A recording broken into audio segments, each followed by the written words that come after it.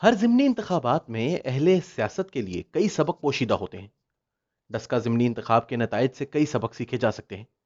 پہلا سبق یہ کہ سینٹرل پنجاب میں 2018 کے بعد سے ابھی تک نون لیگ کی حمایت میں کمی نہیں آئی، اور دوسری طرف اگرچہ پی ٹی آئی کا ووٹ پڑھا ہے جو وزیر آباد اور ڈسکا دونوں ضمنی انتخابات میں نظر آیا، مگر ووٹ بینک میں یہ اضافہ ایسا نہیں ہے جس سے نون لیگ کی اکثریت چیلنج ہو سکے۔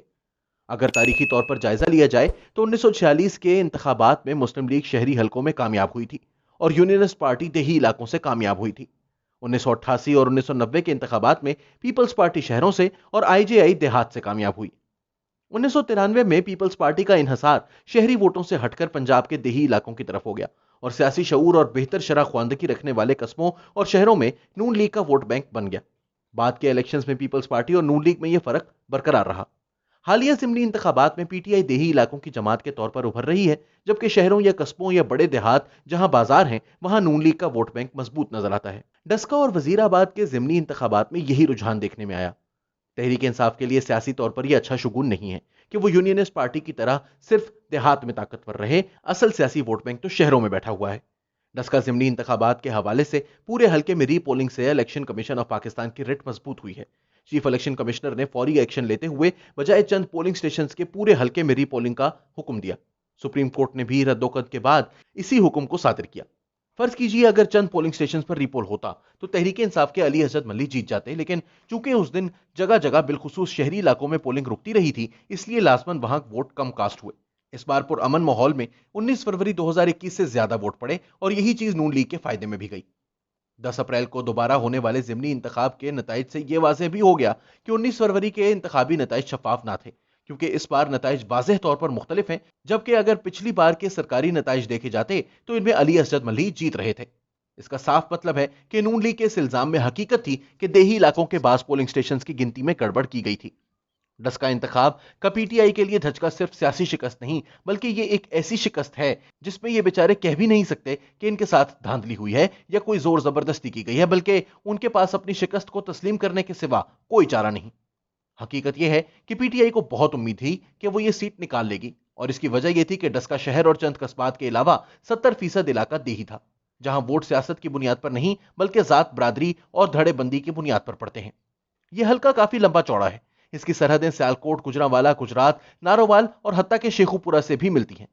پی ٹی آئی کے لیے مثبت پہلو یہ تھا کہ اس حلقے کے اندر دیہی علاقوں میں جاٹ بیلٹ موجود تھی، جہاں کی اکثریتی آبادی علی اسجد ملی کو سپورٹ کر رہی تھی، مگر اس بھرپور حمایت کے مقابلے میں ہر وہ چھوٹا شہر یا قصبہ جہاں لوگ تجارت سے وابستہ ہیں یا وہاں چند دکانیں موجود ہیں، وہاں کا سیاسی رجحان نون لیگ کی طرف رہا۔